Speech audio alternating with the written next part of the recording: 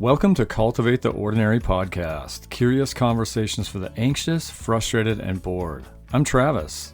And I'm Jessie. So often we're held captive by screens, schedules, and media that's mind-numbing and polarizing. This leaves us seeing dimly through a fog. We want to spark more imagination and a better awareness of God's presence in the everyday. Join us on a fun journey of discovery and curiosity as we look at the ordinary through the lenses of joy, wonder, beauty, and hope.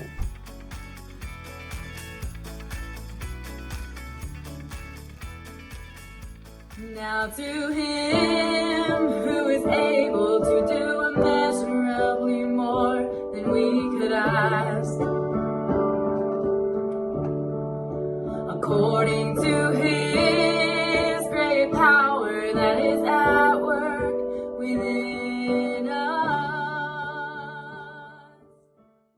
All right, welcome to the podcast today. Really happy to have our friend Serena Salmans on. The themes we're going to kind of stay with are joy, contentment, and worship. We're going to kind of bounce around those topics, and Jesse's going to introduce Serena more, but I just have to say, as a friend and someone I haven't seen actually for a few years, but is Serena someone to me that, in the words of Walt Whitman, he says, some people are so much sunshine to the square inch.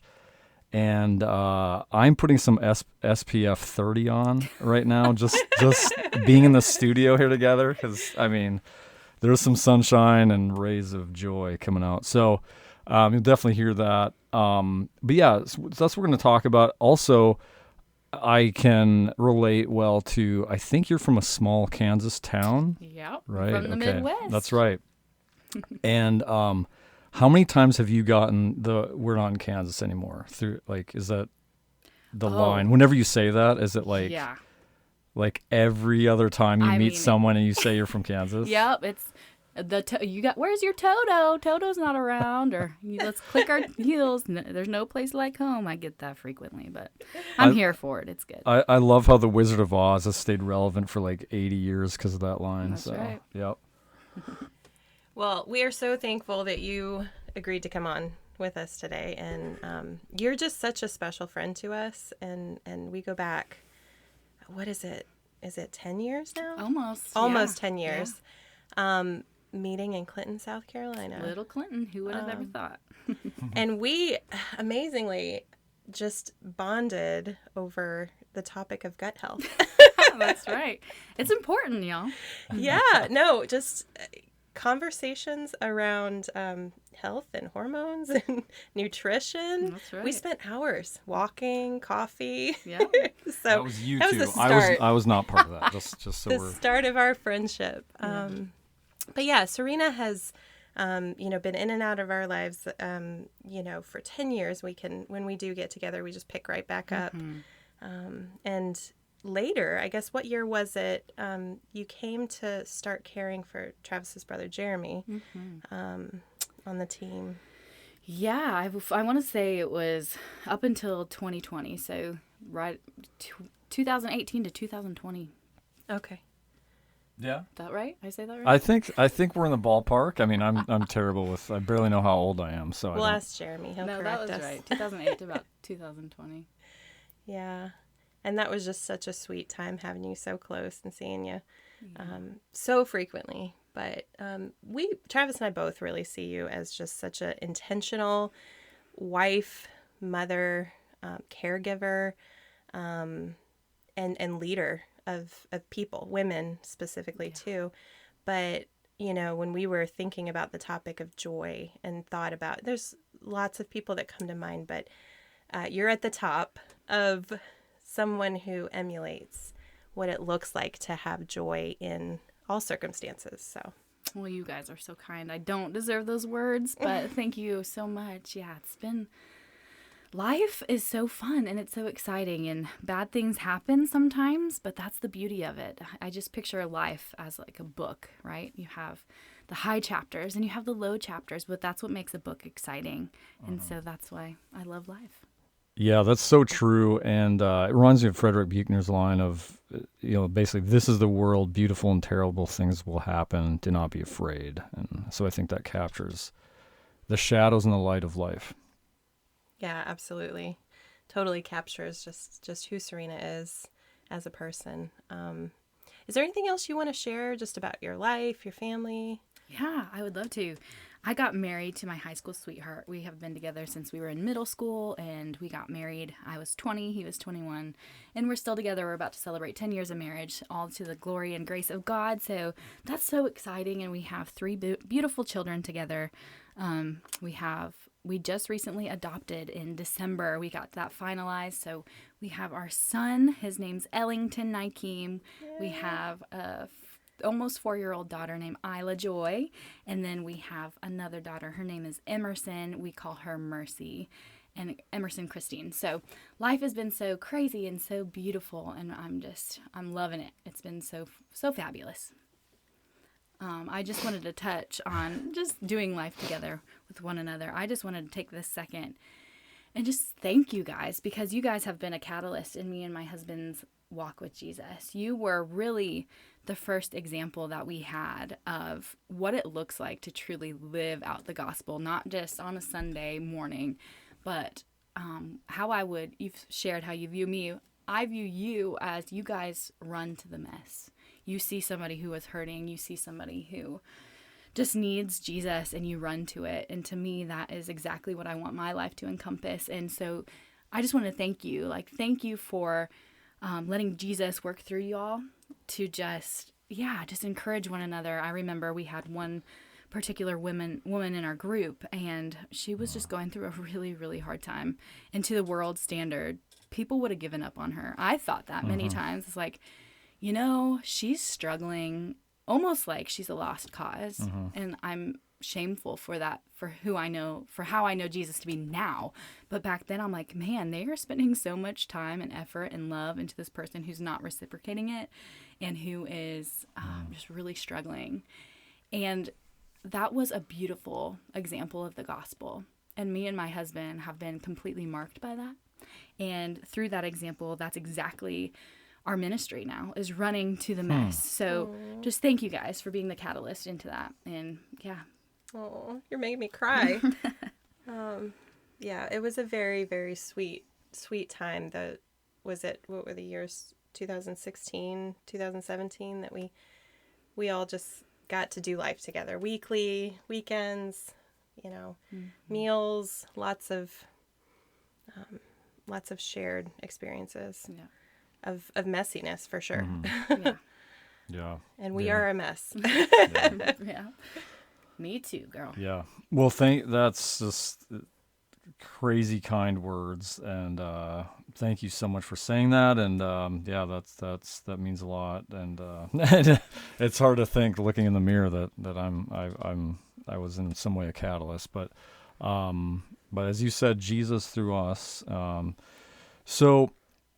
Yeah, fun to kind of look back at life, but now we're going to kind of get more into kind of your experience in life, your story, both in the past and then kind of just the way you see life and suffering and hope and all of that stuff now. So let's go back in time, and one of the big markers of your life was that you suffered a traumatic brain injury in a car accident. And so can you take us back into that time of your life and kind of just what you went through in that whole thing? Yeah. I was a junior in high school, and I was on my way home. I was running late. I had a curfew, and I missed it. And so I was driving probably 80 miles per hour. In the Midwest, it was 17 degrees, and I overcorrected, and I rolled my vehicle. I got ejected out of the passenger side window, and I experienced several different injuries. I had a TBI, traumatic brain injury. I broke my C6, my C7, and my C1, which are on my vertebrae and on my spine. I broke my cheekbone. I shattered my pelvis, and I broke 7 ribs. And God sent somebody to save me. There's no denying the story. They got delayed like several hours, and it was only by the grace of God that this couple found me at the exact right time that I needed, and they saved my life through Jesus, and they were very attuned to the Holy Spirit, and so I know that it was Jesus sent them to save me. So I listened to the episode with Dan, and he's fantastic, and it was eerie how similar our stories were. So if you wanted to know a little bit more about that, I would recommend that you guys go back and listen to that episode, because his thoughts and his experience was so similar to mine. I was like, this is crazy. Are you in my head? But yeah, just clinging to Jesus when you have nothing else. And that's kind of been my whole life. Just like, God has brought me in a desperate situation, but it's not a sad thing. There's a difference between wanting Jesus and then being desperate for him. And so there's that verse in James that talks about count it all joy when you go through trials and tribulations. And I truly believe that that's true, 100%. Wow, I can't imagine being 16 and in high school and having to go through an experience that's that traumatic. Do you remember, were you a believer before this happened, or did that come later? Yeah, I truly believe I got saved at the age of 4. I saw an Easter play and I got to physically see what Jesus did for me, and that changed my life, and I accepted Jesus there. But growing up, my parents got a divorce, and that just shocked me and it rocked my world. And so I decided, like, I'm just going to live for me. And so I knew I was sinning, and I knew the life I was living was not pleasing to the Lord. And so my testimony is I was drinking alcohol at a young age. I was living for the weekend, and I was just not living my life for Jesus. And so I count this car accident as a beautiful reminder. He saved me and he gave me a second chance. So after my car accident, and when death is tangibly in your face and you really had to think, like, if I would have died that night, would I have gone to heaven? At the end of the day, I think I would have. However, I realized I was not living the life that I wanted to. And so after the car accident, I started devoting my life to Jesus. And so though it was hard, it was a beautiful reminder of the person I want to be. And God used so much of that story to just bring glory to him. And so I wouldn't change a single thing about it. Yeah. Yeah, I picture you in this slow recovery phase that I'm sure it was maybe over a year before you were even somewhat able to physically function normally again. But that physical reminder of your dependence on others, on the Lord, taking it day by day, and just this recovery being long. What was your experience of the presence of God in that type of suffering? Yeah, he was been so good to me. I mean, I remember I couldn't even move in my bed. My mom would have to put a towel under me because of my shattered pelvis and my ribs. She would have to pull the towel to just adjust me in bed so I wouldn't get bed sores, and wearing the neck brace and just being in a wheelchair all throughout high school, trying to keep up so I could graduate. It was an intense time.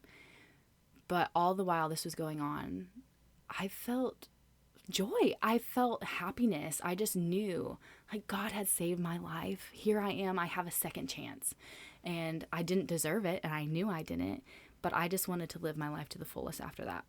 So I got baptized at the age of 18, and that was just a catalyst. And through my car accident, that is what brought my husband and I, like, through knowing that he could have lost me that night, that's when our relationship really turned. And he asked me to marry him when I was 19. And we dedicated our marriage to God. And we made many, many mistakes. But we just knew this was the life that we want for each other and for our children and for life. So it was a really beautiful thing. Yeah. Wow. Yeah. So if you were to distill that impact on your life and like how God used this accident, what's one truth or lesson or message that you pulled from your traumatic brain injury and how God used it that you carry with you and that you share with others? There's that verse that said, God will give you peace that surpasses all understanding. And when I look back on all these seasons of life and people tell me how hard that must have been, and on paper, maybe it looks like that, but when I relive that season of my life, I'm like, it really wasn't that bad. I just wanted the presence of God, and he showed up for me when I was desperate and on my knees. Every single time God was there. He would just point me to the exact verse that I needed in that day, or he would put on the song that was perfect, or my friends would text me at the exact right time. Like I never felt alone during that time. While during the recovery, it was a very lonely season, and dealing with, different therapies and just trying to, and with a traumatic brain injury, schoolwork at that point was really hard.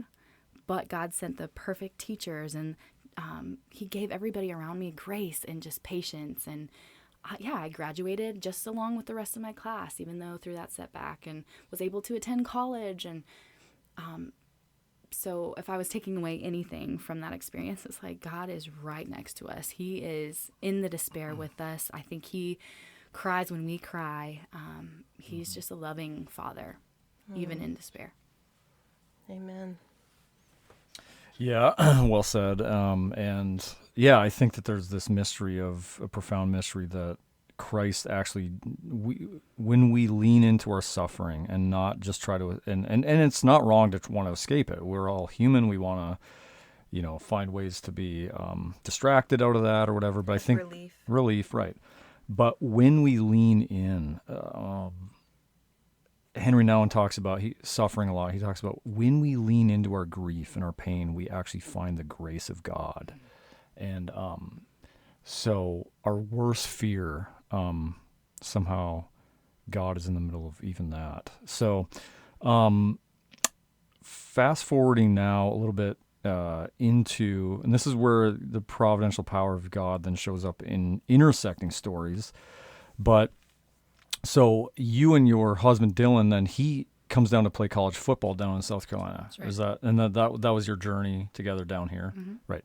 So so then this is several years later. I mean, he would have graduated, in his career and all that, and then you, I guess our lives intersect, kind of how we talked about at the beginning, and then through twists and turns, different things.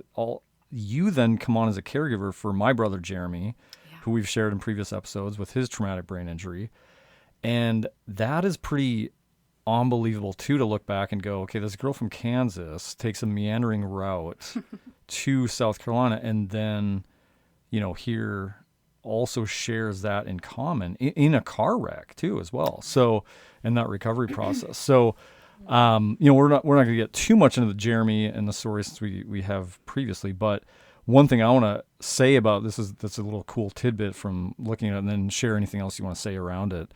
But Jeremy is able to, as we've said before, communicate by moving his, it was his left foot, but he's kind of switched that more to his left arm.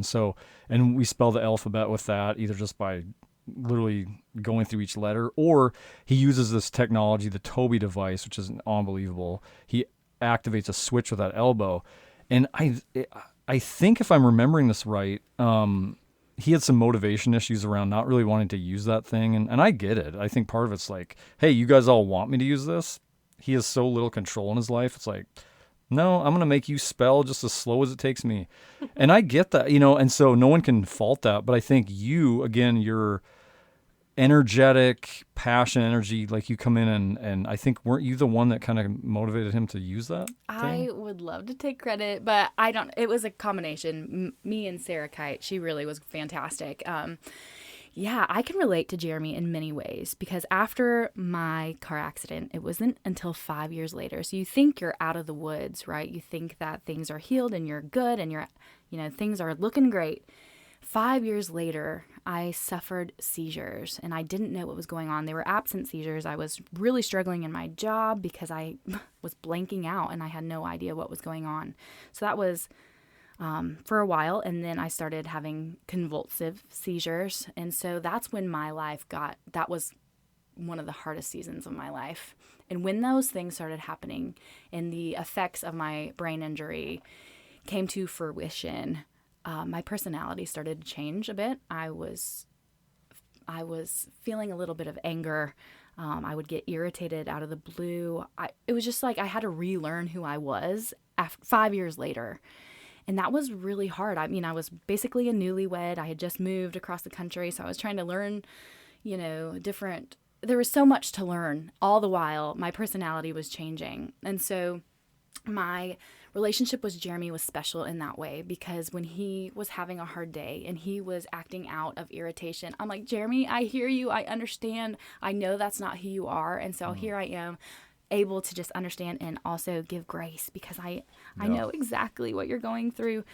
So the Toby was a beautiful, like, just to watch him learn new things. I think once he started to realize, okay, yes, I can do this. I am capable. Just watching his expression. And we had so many wonderful conversations that way. And I got to really see the heart of who Jeremy is through that device. So it was beautiful. I mean, I'd sit in the sunroom and we would talk for 4 hours. I mean, he has a memory like a hawk. I mean, he told me so many funny stories about you, Travis. I won't share on here, but that's probably yeah. And he just got to share his heart, and he shared some things that he was currently struggling with and things that he struggled with as, before the accident. And so that was a beautiful season in my life with Jeremy, for sure. Very cool. Yeah, it was no doubt. And you added so much to his life and just like out of your shared experience and heart. That was profound. Yeah, I really see your personality on display here in so many ways. Like you mentioned, you had to relearn your personality, but what's unique about what you were going through as the seizures and those experiences put a certain type of stress on you that you were kind of disintegrating in some ways because of stress, right? So personality does change when that happens. And, but naturally you tend towards positivity and, joy and abundance and enthusiasm and encouraging of others and things like that. And I saw all those gifts on display in your care for Jeremy. And it was just an honor to watch you just add to his life. And it was at the right time. It was just these selected, year and a half, 2 years that were set apart for you to be there to fill that role. You did weekend care. But yeah. It was a beautiful time for me. I mean, if you think you have it bad, just come and spend an hour with Jeremy and your life will be changed. It was a beautiful gift from the Father. It's like, Serena, I see you. I love you. I know what you're going through is hard. But just look at Jeremy. If he can find joy in being trapped in his own body, like you can find joy in this season. You can find joy, although it is hard. So thank you for saying those wonderful things. But really, the pleasure is all mine because it has impacted my life forever. Yeah. So let's fast forward just a little bit. And I think it was during that time you started a journey of foster care, and which later led to adoption. Do you want to tell us a little bit about meeting your son and the journey and some of the even challenges with that whole process? Yeah. So we, the first really big instance in our life, we have had 9 children in our home on a long-term basis.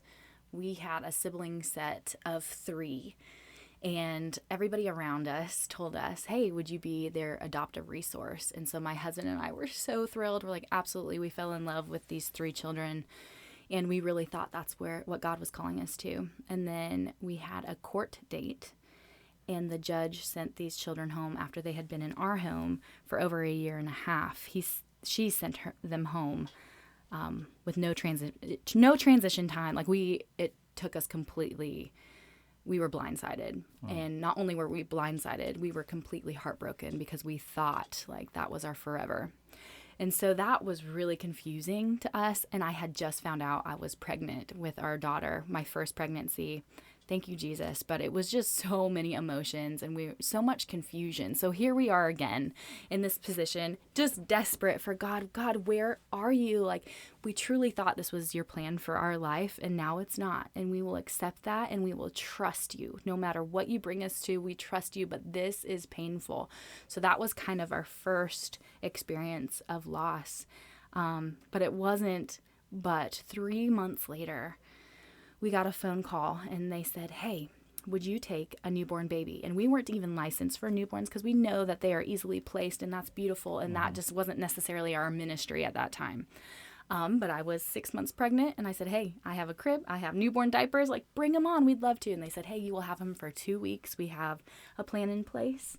And so 2 weeks came, and they're like, okay, give us 2 months. That kind of fell through, but we have other things in the work. So, okay, 2 months came and gone, and 4 years later, we just finalized adoption with our son, and we've always had such a beautiful bond. And so God really redeemed the loss of those 3, while we will forever mourn that and love them, and they will be very deep in our hearts. God gave us another gift, and we are just so grateful for Nakeem's life. Speaking of joy, like from the time he was able to have any expression, he just lights up a room. He's full of joy. He laughs like you've never heard. I mean, we do not deserve this kid. He is fantastic, and we are just so honored and blessed. But again, God is just writing this intricate story in our lives, and while we are walking through the valleys, God has the mountaintop just right around the corner. That's always how he's worked, and we trust that his plan is so much better than our own. Yeah, I love how the story that we think sometimes is going to be our future, it changes, and you have to adapt and trust, like right. You said, and but that's not always easy. Like, we've painted this picture of just joy and positivity sure. and things like that, and you're human, right? Oh, yeah. You are absolutely go through the same emotions that we all do, even though you tend towards positivity and looking at God's faithfulness. There's dark days. You have these experiences of suffering and waiting and uncertainty. And so, what does that look like? For instance, through your adoption process, you face challenges of uncertainty with court processes. Sure. You want to tell us a little bit more about that? Yeah, foster care is hard in the way of like, you don't have an ability to plan your life. Like, you don't have any control. And so that is difficult. You're planning a family vacation 6 months down the road, and you don't know how many tickets to buy because you just don't know how many kids you're going to have in your home. You don't know if you buy 7 tickets, maybe 2 children will go home in that, and then you're left with 2 extra tickets. It's just so many uncertainties. And foster care was interesting. And so all throughout our journey having him, we had family members come forward. And so he was 2.5. And so granted, at this point I had my first biological, my belly baby is how we describe it. And we raised them as twins. They are 4 months apart. They don't know a life without one another. My daughter has never once not gone a day without seeing her brother Nakeem. She never has. I basically raised twins. And so our bond was maybe even deeper because of that. And so when Nakeem was 2.5, he had a lovely aunt come forward. She was a director of a daycare. I mean, she was solid. But he had been in my life now for 2.5 years. And so I was just asking God, like, okay, is this it? Is this another child that you're going to take? It was just it was not all rainbows and joy. It was really hard to just say, okay, God, I trust you, but please don't take this baby from me.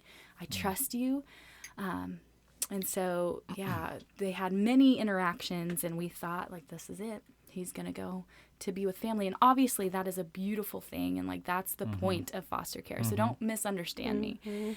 But I was so emotionally invested. He was my family. Like, he was my first son. He was my first baby.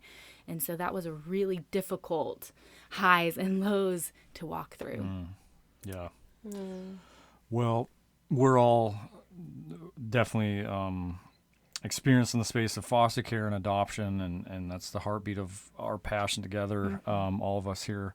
I love what you said, too, of, just that is the uncertainty of foster care. And it's interesting to hear you then as a foster parent, former foster parent, saying that, because then, of course, the kid who's in foster care, that's kind of one of the things I talk about when I describe foster care from the standpoint of a child, is that one of the most brutal realities is that you're living suspended in an uncertain outcome. Kids that, if they even can understand what's happening, is I don't know if I'm actually going home to bio parents because I don't know if they're going to get what they need to do together for the court. So I can't. So my grief is suspended because I can't grieve what I haven't lost. My hope, I'm kind of self-protective of that because I don't know what I can hope for. Because if I, and I don't, am I going to go to another foster home? Am I going home? And so it's interesting how so that's at the epicenter, uncertainty, that brutal reality. And then you as a foster parent are experiencing that same thing. I mean, to a lesser, it's still significant, but not to the level of what their heart's got to be experiencing in that, but still that crazy, like, I just don't know what's going to happen. How do we plan? How do we, so you have to be really resilient. Another key moment in your life, you and Dylan, was just facing enormous adversity and grief through the loss of a baby. So do you want to tell us more about that and unpack some of that? Yeah, I was raising Isla and Nakeem as twins, and they were a little over a year at this point, and I got pregnant, and we were thrilled. I can't describe it. When I first got pregnant with Isla, there were so many mixed emotions. Like, how is this going to go? First-time parents and just fears. But the second time, I was overjoyed. I was so proud. I was so excited. So at 20 weeks, we went for our anatomy scan, and they told us that she has something called Turner syndrome, which turned into high drops. So basically, it was a death sentence. And I said that in the doctor's office, and they said yes. So they asked us if we wanted to medically abort, and we said that is not an option for us. But what this meant for us is she's terminally sick. She's basically drowning, and so it's a matter of time. So I carried this baby for 5 weeks. I had the honor of carrying her for 25 weeks. But from that anatomy scan, I had no clue how long I was going to carry her. So that was the darkest time of my life. I was waking up every morning and I was asking God, okay, is this my last day with her? And that was my lowest point for sure. And I could not escape that type of grief. I had never experienced a close death, so this was all just so foreign to me. And that was a pivotal point in my faith. Like, I just had no clue how I was going to get through those days. Every day just waking up and saying, okay, is this the last? So that was extremely difficult. But I got to carry her for 5 more weeks after the diagnosis. And I went in for another ultrasound and they said, okay, we can't find a heartbeat. So it was like my reality was here. I could not run, and I had to just face this head on. And so I got induced and I had her the next day. And that was a dark time for sure. It was so similar to the story in 2 Samuel 12 where David and Bathsheba had their baby. And they got the same diagnosis that the baby was going to die. And David was just on his hands and knees, and he mourned that so bad. He would not eat. He was wearing sackcloth. He would not get off the floor. He slept on the floor for days. And finally, when the child died, they were so scared to tell David because he was so desperate for the presence of God that they were scared. Like, okay, once the child actually dies, like, he might go too extreme. He might lose it. And that was exactly how I felt. I begged God, can I just please touch your robe? Like, I'll do anything. Please just heal this baby. I just want to touch the hem of your garment. And I know you can heal her. I know you can do this, God. I'm asking for a miracle. And God chose not to do that. And just like David, the very next day, I knew I had to be in the presence of the Lord. So I had her on a Saturday and we went to church the next Sunday, or that next day, which was a Sunday. And I had no idea that there was correlated, but I read the story again later on. And David did the exact same thing. He got up and he went into the house of the Lord and he worshiped. And that's exactly how I was able to get through those 5 weeks. And I mean, the whole 25 weeks and years to come. I mean, the 3-year anniversary is coming up this month, actually. And it's not something that you can run from, and it's those feelings are there. And that was definitely the darkest point of my life through all the struggles. That was definitely the hardest one for me. But I got to hold her in my hands, and I got to just see, like, even though she was not perfect in the sight of humans or here on earth, like, I just knew that God had intricately woven her together in my womb, and I got to just see her and hold her and love her for about a day. So that was a beautiful blessing, but that was a dark time. Wow. Yeah, you're really speaking to the hearts of women everywhere that have lost a baby.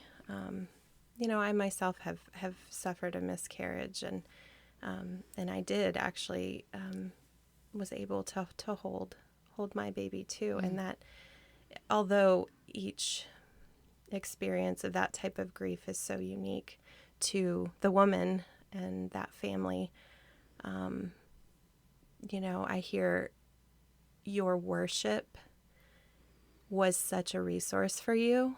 A lot of times with clients and just people that I serve, we talk about when we're going through this dysregulation and going through grief and pain, and what are the things that make you feel at home, that make you feel like you can come back to yourself a little bit. And I know that you lead worship at your church, and that is something you go to often. In this desperate just time that you couldn't run, you couldn't get away from the pain of your baby. She was part of you. And that loss is not a quick recovery. We've talked in the past, you're an Enneagram 7, right? Yeah. So for those of you out there that just don't know, that's the enthusiast, the hopeful, joyful person that, reframes many things to just positive outlook. And that's such a gift in so many ways. But the other side of that is going through suffering, it's a lot further fall to the depths from that place of joy and hope. And so when it happens hard sometimes, and often people don't know how hard it is on you because you're such a positive person. Do you have any, what was it like for those around you watching you walk through this? I was so blessed by just having the best community. I just remember that people were so gracious. And if you know anybody who's currently walking through a hard season, no matter what that looks like, I remember people would just text me, and I was in such a dark place that I could not even respond. I didn't know how to respond. But they were just continually checking in on me on a Monday and then again next Friday. And they were just consistent. And even though I didn't text them back, they were just consistent, and they just loved me. And it just made me see okay, they see me.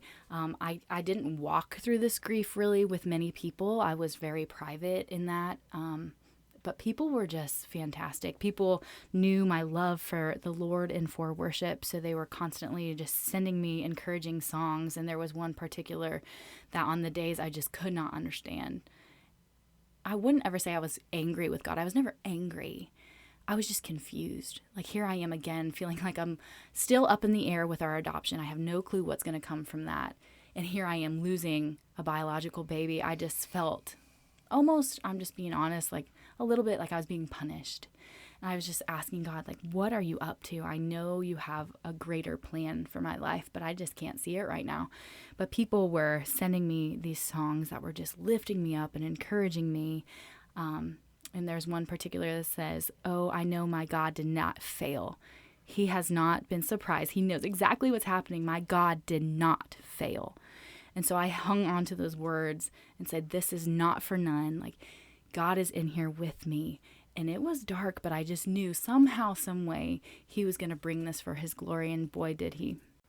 So tell us, how did God show up? So I got pregnant again, and I knew the very next day. And I texted my friend and I said, I think I got pregnant last night, which sounds crazy. But she said, you got pregnant with Elodie in October. I said, that's crazy. And unbeknownst to me, sure enough, my next baby was born on Elodie's due date. We had our, I guess, third baby. Her name is Emerson, and we spell it EMERCYN. If you look at the middle of that word, it spells the name mercy. And we just truly felt like she is just the mercy of Christ, just like David. He went back to his wife and they bore a son, Solomon. Like, we are living in this parallel with David here now in present time. And so we gave birth to our daughter on Elodie's due date, which was just unreal. And only God can write that intricate, beautiful story. Right. So That's beautiful. That is so powerful. The redemption spelled out loud right there. Thank you for sharing that story and taking us through these stories that are very sacred and vulnerable. And let's go back to one thing. So I know you were kind of talking about, so as an Enneagram 7 or someone who's just very much wired to see the world through an enthusiastic lens and optimism, and one of your greatest strengths is people that will follow you and follow Serena, seeing like, okay, she sees something that maybe I don't see. She sees more hopefully, these types of things. You're very inspiring. 7s, can really be the life of the party in ways. But the part though about, would you say that your friends and the community around you that was there for you and helping you, would they have, looking back, really seen the level that you were suffering, or in an honest way that you... Yeah, that's a really good question that I don't necessarily know the answer to, if I'm being honest. I want to say, like, yes, I invited them in and they saw my deep despair, but I'm not sure. Being a worship leader, I would, be on stage every Sunday, and I did share, people had a clue. People knew what was going on, but did I ever show the emotional side, like, at night when I was by myself and I was breaking down and just like in complete anguish? I don't necessarily think people saw that side of me. I think I also, as a ministry, like in being a leader in church, people are looking to you through these examples, and I wanted to glorify God in all things. So I think I was overly optimistic, maybe, and just making sure that people just knew that there was hope amongst, anguish. And so that's a great question. I would love to ask the people that were there in that season. I don't really have an answer. Well, I can imagine, though, with what you just described, that feeling that responsibility to give the hope to others, that what you were then holding and grieving, that at times you did probably feel very lonely, even though you had an incredible community they were ready to serve you. But sometimes we get in our own way to not For sure. receive all of what's available, from others, from God, even from ourselves. Yeah, that was my first experience of loss. Like I said, I had the first time it was so personal to me. So I was just like in this place trying to figure out, how do you mourn? Because I never had before. How do I mourn this? What does that look like? And in my quiet moments where I was in my hardest struggles, I specifically remember I was running from those feelings. I wanted to suppress them. I wanted to shove them deep down. And I remember God almost like verbally saying, feel it. Be sad. It is okay. If you don't feel this now, you will have to continue to feel this later. Like, just grieve. You have the right to grieve. Yes, absolutely. I love that audible voice, that the compassionate witness that God is to us, that says, I'm here, I'm listening, I'm watching you, I'm holding you as you walk through this pain. I am with you in the tomb We just released a newsletter about the paradox of light and darkness, and that willingness to go into the dark places, not that you're consumed by them, but that going there means you can move through. You have to go from Friday to Sunday. You can't just jump to Sunday. The resurrection, the hope. It's important. Well, and there's so much this is a whole nother podcast episode of unpacking like grief and loss and just sharing so honestly here. and now I got to take a swig of coffee. I'm losing my voice. Okay. That sounded like a cow drinking out of a livestock tank. But one of the things that, too, it just made me think, and we don't have to really talk much about this, but I do feel like part of what you're getting at, just being honest, I'm with you. I share that, too, of like, and I think a lot of people can relate. This isn't just a Western American type of a thing. How I just feel like culturally we don't know how to handle grief well. It's quick. It's, you have a funeral within a week and quickly get it on and move on. Whereas other cultures, it can be weeks, and there's this sense of you're just in the grief. And then I think as Christians, and then in your case as a leader, there's even, as you're being honest about the pressure, I feel like there is a weight that we feel or we put on ourselves. It's a false weight too of that. But what would happen if I'm not radiating some sort of hope? If in those times more often, I'm just saying I have no hope.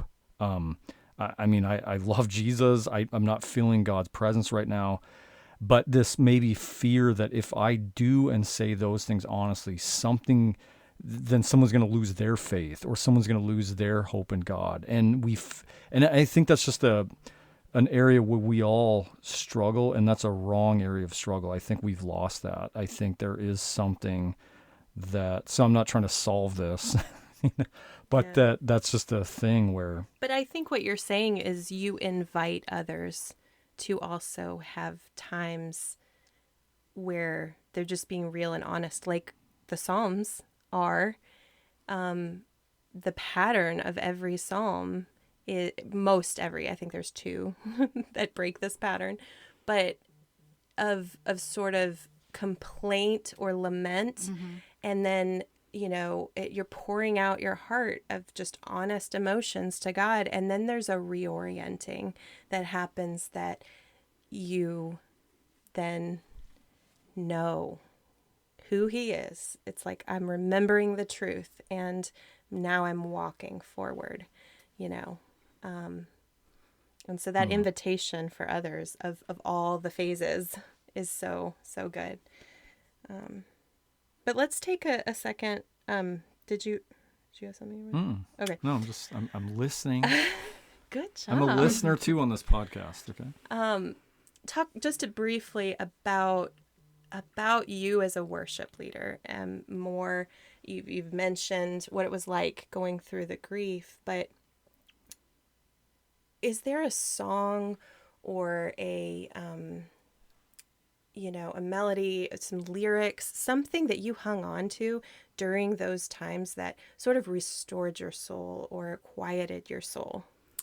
Just song in general is just a great way for me to connect to Jesus and just pour out. It's almost easier because somebody else wrote it, but then you can relate to it and give it back to God when you just don't have the words to say. So worship for me was a beautiful gift because I was able to just say, okay, God, I don't know what to pray in these moments. I don't know how to give that back. But that's my favorite thing about worship is one of the only gifts that we can give back to God. And so, just holding on to just hope and through melody and just continuing to worship through that is how I got through. And again, just people encouraging me through song was just fantastic. But moving on to my life now, contentment is something I have to fight for. I'm always on to the next. And just like that, I got pregnant right away. It was just like, that is my tendencies. And that's why foster care works so well in my life, because I'm like, okay, bring on the next. And that can be a beautiful thing, but that can be my biggest my biggest issue is I'm just always on to the next thing. But my life now, I have quit my job. I'm a stay-at-home mom, and that is the most beautiful thing. It is so beautiful, but I have to fight for contentment. I sometimes struggle with the thought of, okay, I'm not overseas sharing the gospel in a country where I could lose my life for it, so I'm not doing enough for Jesus. So I had to really work through that. And God reminded me that obedience is obedience, and it is beautiful. So I have not called you to that life. I have called you to stay at home with these 3 beautiful children I have given you, and that is just as meaningful to me as it is being overseas. Right. And so that has been something I've had to work towards and really fight for. And so worship for me then looks different than how it does now. Worship for me is, will I be content in this season? Will I find joy in the everyday life of staying home? Can I, even though my life looks completely different than I ever thought it would, can I worship God in the day-to-day? And what that looks like now is saying, thank you, Jesus, as I am doing a load of laundry, as I am folding little socks, giving that to Jesus and say, God, I know you've called me to this, and here I am, and I'm going to do it with a joyful heart. When I'm doing the dishes that I can't stand, thank you, Jesus, for this life. I want to honor you in all that I do. I want to do things without grumbling and complaining. I want to live my life for you. And that is an act of worship. So I have the beautiful opportunity and honor to lead worship with a congregation and who I love. But true acts of worship for me are in the moments where I feel incontent, and just giving that to Jesus and say, God, I will glorify you even in these moments that seem small to me. Yeah, I definitely resonate with that so much about the energy moving you forward into the next thing, and like just this motivation, and you're just a very driven person. But this season of motherhood and this, what you feel called to, it's like the action is slowing and 100%. quieting. Yes. And savoring. How does the word savoring like land on you? Oh, that's a difficult word for me, because I am just an enthusiast. I need adrenaline. I need the thrill. I need the next. And so when I don't more. And more. And when I don't have that, I tend to get fearful, if I'm being honest. If I don't have the next thing, I'm like, oh no. Like, I am not fulfilled. I have nothing to look forward to. I have no challenge. So that has been this season, this beautiful season of just, it's okay to slow down. It's okay to savor what God has given me. I am no less, now that I'm not running around with a chicken with my head cut off, I am no less than now that I'm slowing down and just embracing this season and just giving back everything I can to God. Yeah. No, that's well said. And for mothers out there, we all know like the guilt of not doing enough, and not, having our kids in all the activities and participating in all the Bible studies, and like just, it's so much that is available to us, and they are all good things. If we did some of them, it wouldn't be wrong, but sometimes we can do too much. And I know for many Enneagram 7s that the spiritual practice of stillness is very difficult, but it's the most needed. And it's scary, like you said, because then you're alone with your thoughts and your anxieties and things like that. But that is where the sweetness and the nearness of God comes to just you as an individual. Yeah.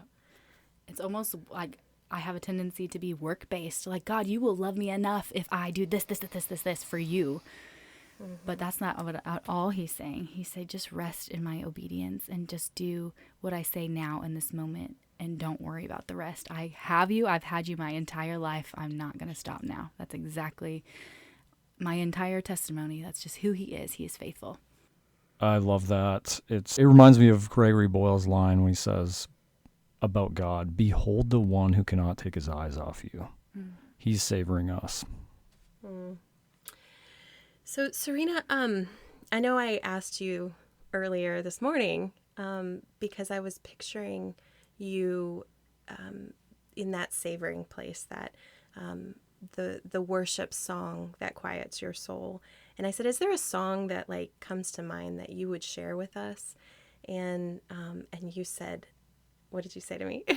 I was shocked because I was curling my hair and God put this song on my heart. Is this the song that like hits the depths of my soul? Maybe not, but I love this because it is straight from Scripture, so I know it will stand the test of time. So I'd love to share it with you. Well, take us out with this little piece of worship. Yes, this song is by Judah. It is called The Fullness of God, and it's based right off of Ephesians 3:20. Now to him who is able to do immeasurably more than we could ask, according to his